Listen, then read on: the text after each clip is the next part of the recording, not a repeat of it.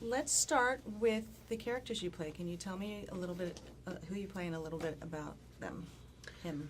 So I play Will Traynor, who is a man who appears to have everything when we first meet him in the movie, but he is subject to a very unfortunate accident, and that, I suppose, transforms him into a very, very kind of bitter and twisted, depressed,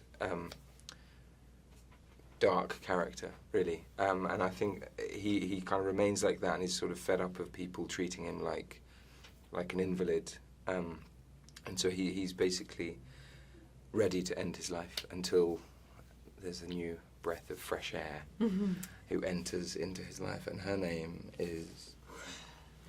Louisa Clarke. I play Louisa Clarke, and she is an incredibly optimistic, chirpy individual who lives in a very bustling household in a very small village, and is kind of the heart of that family. Really, they're very, very close, and she is very content living her life, working in the buttered bun, pouring the teas, and there comes a point when her father loses his job. Her sister has to get rid of her job because she wants to go back to university. So the responsibility falls on Lou's shoulders to carry the family. So that encourages her to go out and find a proper job. And after a series of failed job opportunities, she stumbles upon the chance to be a caregiver to Will Traynor, who is a quadriplegic and lives in the big castle in the village. And it's from then on that a very unlikely pair finds love. Nice. Now, this is a different role that we're seeing you in.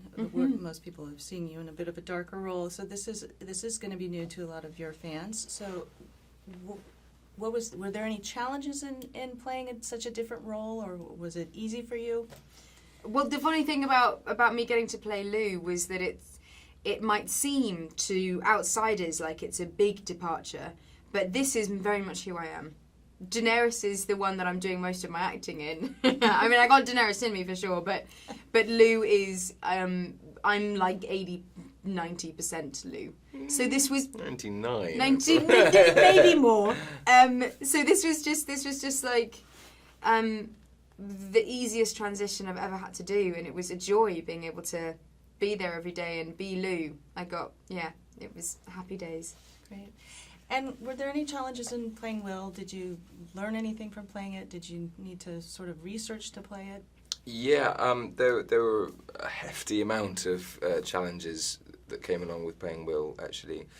One, fully understanding his reasoning and his decision-making and kind of getting on board with that.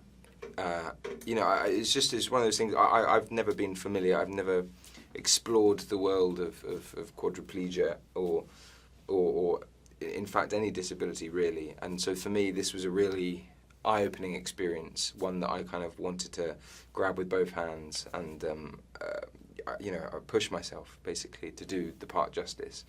So there was a lot of physical challenges. I wanted to lose weight in order to look frail and weak and tired. It was really struggled with kind of sitting still for long periods of the day. But emotionally, it was draining, honestly. And I know that, I'm pretty sure that Emilia feels the same. Yeah. It was an incredibly... Yeah. I mean, when you watch the movie, you'll see it's an emotional roller coaster. And so... It was tough. It was just really hard work, It was... But it didn't feel like hard work, but like... I pushed myself harder than I've ever pushed myself, and I literally lived this for, well, I still do. It means I'm so attached to it, and it's so special to me. So yeah, it was great. Tough.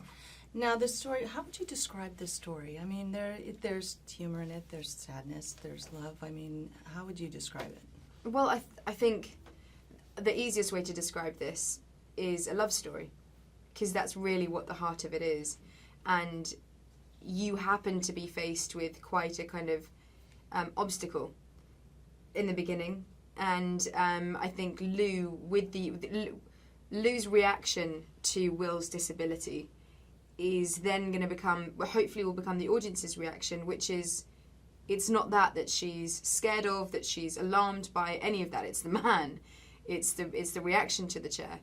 And so I think that hopefully this movie will allow people to see past that and have the disability be the least interesting thing about Will, and the most beautiful thing being the love story.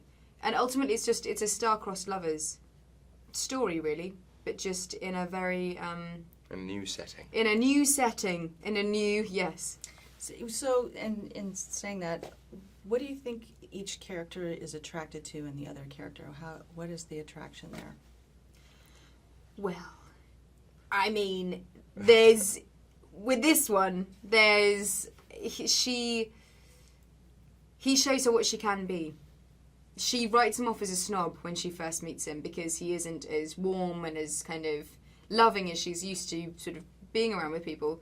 But the charm and the charisma and the intelligence and the experience. The experience, yeah, exactly. The kind of the worldliness of him that is so miles away from everything that Lou has experienced up until this point is just intoxicating. And I think that when she sees, it's also what people always say, it's the way he looks at her. Mm. That's it. Mm-hmm. And it makes her feel like an entirely different person that actually she quite likes being. And I think Will just loves her honesty and her uniqueness.